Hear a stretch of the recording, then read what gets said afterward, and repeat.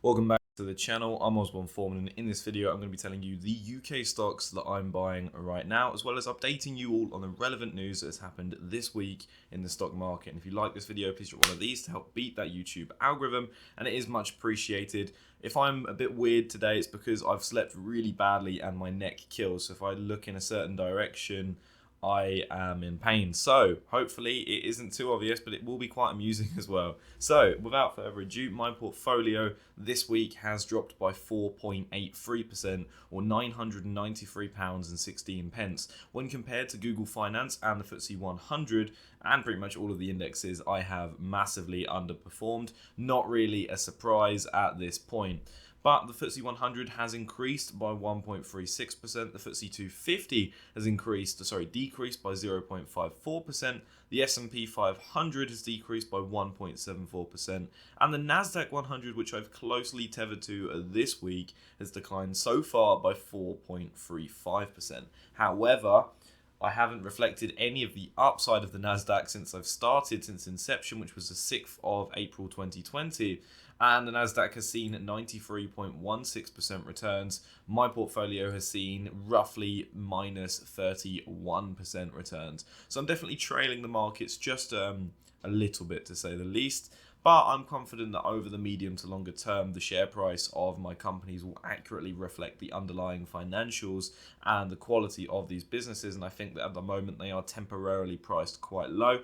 And so naturally what I need to do in this position is, with my cash position of about £1,237.50, I'm going to slowly scale into these positions and keep buying more, particularly with my largest holding, where I would like to average down my position size, as I'm currently down about 40.36% on that stock. Now, Next has had a trading update. You should definitely know who Next are, but they effectively retail clothing and I believe some forms of homeware. They've said that their full price sales, and I don't like this metric, I don't know why it's a primary metric, I think it's to make things sound better than they are. Full price sales are a good metric to know, but only as like a secondary. I want to know immediately, okay, how is their overall revenue? And then I want to see that breakdown. I don't want to see, oh yeah, well, their full price sales are up 20% versus 2 years ago. Yes, this is a good indicator of growth. And yes, this is an indicator that customers are willing to pay more for the products, or that they are no longer discounting them and they've just, permanently change the price lower. So I think it's a very misleading metric, and something that companies can use to sort of play those in the markets don't really represent it properly. Nonetheless, they have had an impressive update. They've increased their full year profit before tax guidance by £22 million to £822 million, which would be up 9.8% from last year. But all of that I'm not interested in. They are declaring a further special dividend of 160p per share to be paid by the end of January. However, one thing that did particularly interest me is their outlook for the future, and they're on about the economic uncertainties for 2022. What they've mentioned is that there's about 5 core factors of uncertainty in the economic environment, and I think it's worthwhile that everyone watching should at least put this into mind. Firstly, you've got the pent-up demand and savings. To what extent has the buoyancy of the last 9 months been the result of pent-up demand, combined with the spending of savings accumulated over the pandemic? How much of this will reverse out as we move through next year, suggesting how much have people saved during these times where they may be spending less? Have they perhaps spent more than expected, or do we expect that these people will continue to save money going forward, and that may hit sales in these particular companies? We've also got travel and leisure. To what extent will the return to spending on overseas holiday and other social activities depress demand for discretionary goods such as clothing? Whilst yes, clothing is discretionary spending, I do think it's much closer to being that of a staple than other discretionary products, but it is certainly something people can cut back on. But then again, you can hardly live without clothes in modern society. I understand years ago, many years ago, that obviously you didn't really need much clothing other than that to protect you from the warmth. But in this day and age, things have certainly changed. If you didn't know that, you're probably living under a bit of a considerably sized rock, or you have access to immortality, but you've decided to continue living under that rock for whatever reason. Probably sick of people. I wouldn't blame you if you're about 1,500 years old, if I'm honest. We've also got essential goods and inflation. To what extent will inflation in essential goods and services such as fuel, electricity, and food reduce discretionary spending on clothing and homeware? How will this impact things? This is something I think could be a concern, as we're definitely seeing things like energy prices rocketing at the moment. Even the price cap that's in place really isn't much, and it's increasing by, I think, was it like 50% in April? Ridiculous. Although if you are looking at energy prices, I would definitely check out Martin Lewis. I believe he suggested that actually moving from the fixed plan to the variable plan is more worthwhile, because the fixed plan are much higher in anticipation of raising prices, when in reality it may just be a short to medium term high, and then it may start to level down. And this is because the UK uses more gas than it produces, therefore leading to these unnatural prices, and therefore we're hit by a majority of this demand. This has come up quite a lot politically. I'm not particularly interested in this, but there has been tethers to Brexit, for instance. Again, I don't think this is the case, but we will move on. And we've also got next, goods and inflations. So to what extent will the inflation in their own selling prices, estimated around 6% in the second half, serve to depress the demand of the products? As you have higher prices, as prices rise, your volume of these products decrease, meaning that you're going to be selling less of them. Usually you can do the calculations and work out, okay, if we raise our prices by 10%, we'll only lose an estimated 5% volume, and therefore we're making this a certain amount of money, and this is a positive sign, so we'll likely do this, and then we can use that capital elsewhere to reinvest back into the business, be it wages, expenses, etc. So being aware of that is definitely important, although this is very much more on the job of the management of Next. And they've also got tax and interest rates. To what extent will the 1.25% increase in national insurance and possible increases in mortgage rates impact discretionary spending? Again, there is a lot of more negative impactors for the future as far as Next are concerned, but overall they've performed well. And this brings me on to Boohoo. Yeah, I am wearing one of the jackets. I bought this very recently. You can see it on Twitter. I did update it. I ordered it. It was over a day's delivery, and I did order next day delivery, so it's a bit bad. But at the same time, it is a good fit. The seams here feel a little bit weak, and it did get covered in dust. I'm not sure what happened there, but there was a lot of marks on the shoulders. There may be still a few somewhere, but I just wiped it off and it quickly went away. Again, not the most impressive thing. So my overall opinion is that this actually is quite a good product. It's well fitting. I like it. It's fake leather, obviously, because it's cheap. It was only £24.84 from £69. Nice.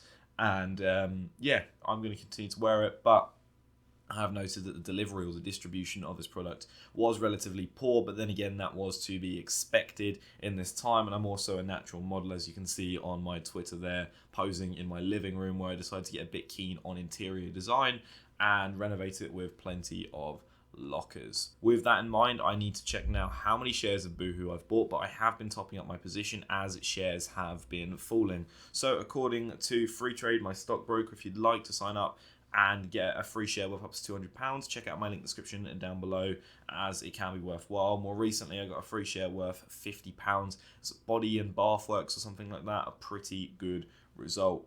But this week, it seems like I have bought roughly 315 shares, which I think is another, certain move in the share price, and that my average price per share is now £1.8876, which I think is quite impressive. Overall down by 40%, now holding 9,551 shares. So the next piece of news is Argo Blockchain. Yes, I've sold out of this, and no, I do not regret selling out of this. However, I would like to continue following this on the channel, because then we can see over time if perhaps it was a bad idea selling out. I'm not going to regret this. I'm not going to get emotional over this in any way if shares do suddenly pump up, but I'm interested to see, okay, how does the company perform? Were my reasons for selling logical? If not, in a few years' time, actually the shares did really well, then I will look at it and go, okay, right, this is a mistake I made. This is why. Yes, I didn't fully understand the asset, but this is what happened. Although I have a feeling that over a few year period, that actually I will be right for selling, in my opinion, because as I said, I don't understand the asset. Regardless, they are pleased to announce, as usual, that they've mined 214 Bitcoin in December, up from 185 in November. However, their revenue is only £7.82 million compared to £8.29 million in November, reflecting the fall in Bitcoin prices, which has dropped quite considerably in the last week again as well. They now hold 2,595 Bitcoin or Bitcoin equivalent, and that their mining margins for this month were 83%.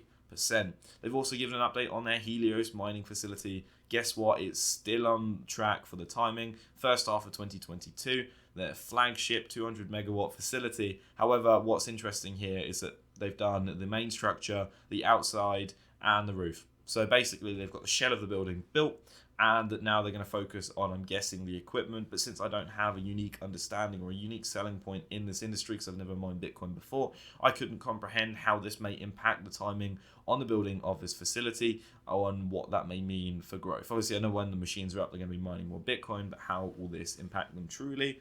I'm not too sure. Now, a lot of people have been telling me, oh, you should have just held on to your Argo Blockchain shares until they've built the facility. Then they're going to be mining more Bitcoin, and surely the price is going to be higher.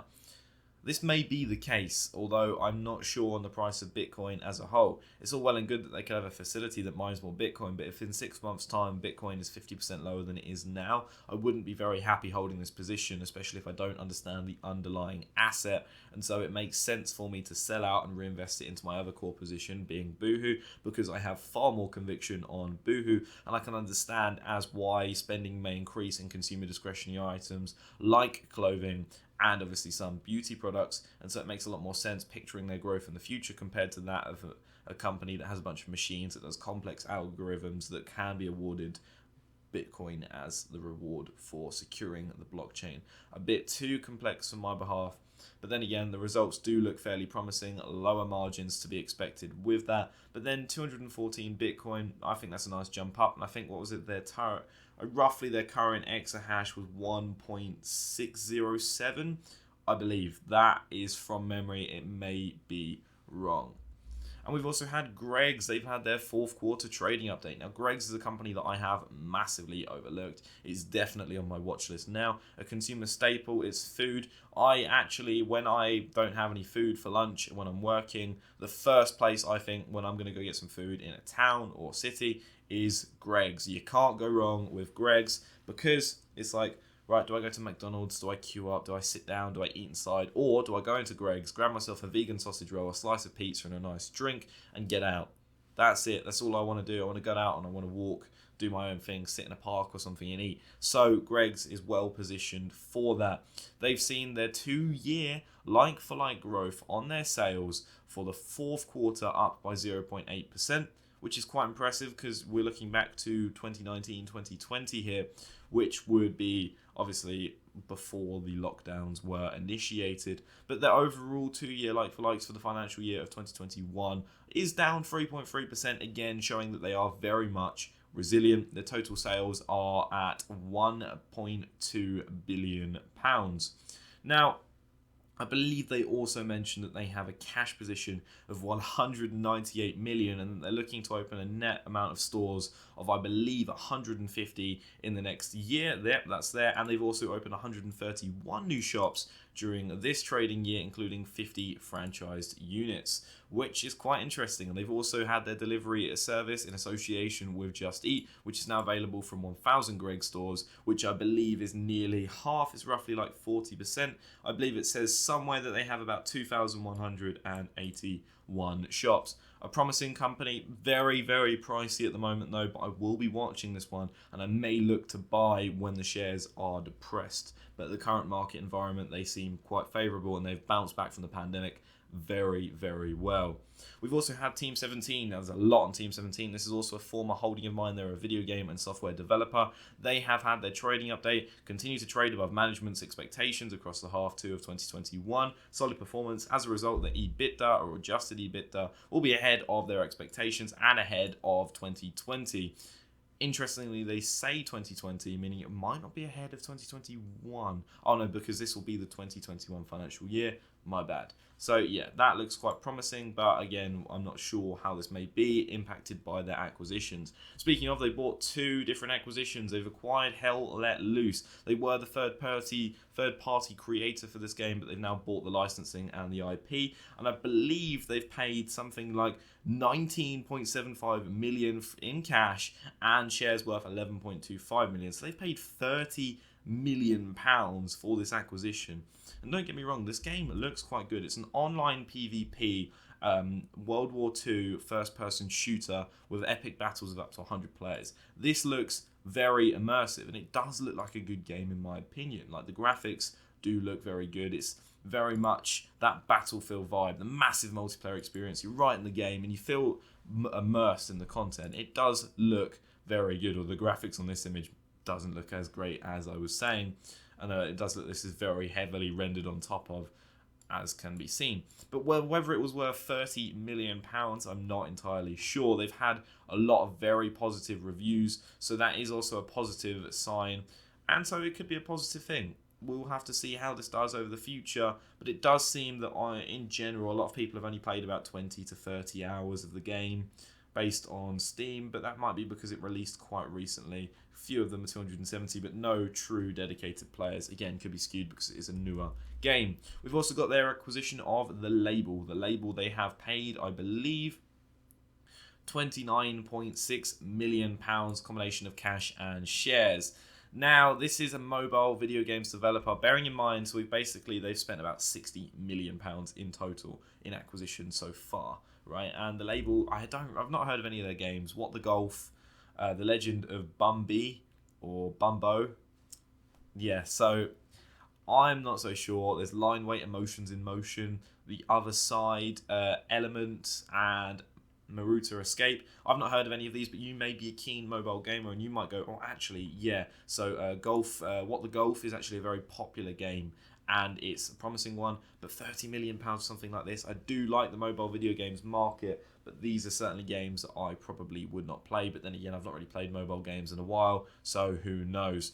So it is an interesting one. I think they spent a bit too much. They're paying a bit much for a premium. Their cash position may be stretched, but until we see their true trading update that reflects all of their figures, which I think will be released in early March 2022, then I don't know how much cash they've got available, because they may have had spectacular earnings in this year. And we've also got Sir Ian Livingstone, one of the co-founders of Games Workshop. He has gotten a knighthood. So in 2006, he was an Order of the British Empire, or an OBE. Then in 2013, a CBE, a Commander of the Order of the British Empire, and has now been knighted. And this is due to his services to the computer gaming industry. It's quite an interesting background for Games Workshop, as they were the co-founders, and that they were expanded from a bedroom mail order company to a successful gaming manufacturer and retail chain, as you would know.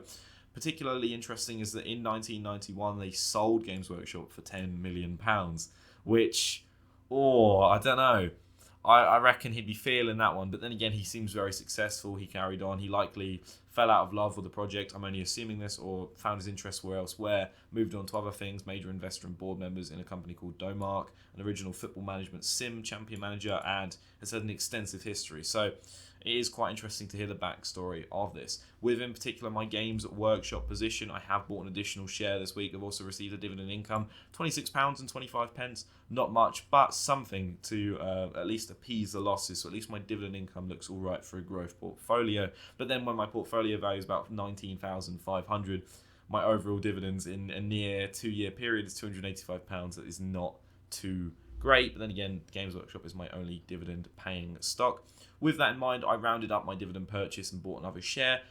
Poorly timed, because shares did decline quite rapidly in the week, but they did recover quite well on Friday. So it's, again, short-term volatility, not a big deal. I'm happy to buy more shares of this stock, but Boohoo has certainly been a priority at the moment. I'll likely keep buying Boohoo until the average drops down, and then I'll be buying Games Workshop. And then I've also got my SIP portfolio, in which I'm still holding 2 shares of LSEG, London Stock Exchange Group. I've got 9 shares of Dunelm Group, which is up about 6.05%, and 45 shares of Sylvania Platinum, which is up 6.95%. I'll likely be topping up soon. I'm waiting for Nest to transfer my pension, but they are pulling every string that they can to slow it down, and it is very, very annoying. Freetrade, however, have been very helpful, and they've been trying to push through this, but it is taking some serious time. I will be trying to transfer some money, but it's not going to be a huge portfolio after all. I will likely be topping up with Dunelm Group though, because I do really like the business, and I did speak about that in my free UK stocks to buy in January 2022. So if you want to see that video, click the card at the top right of the video. Thank you for watching. Have a fantastic week.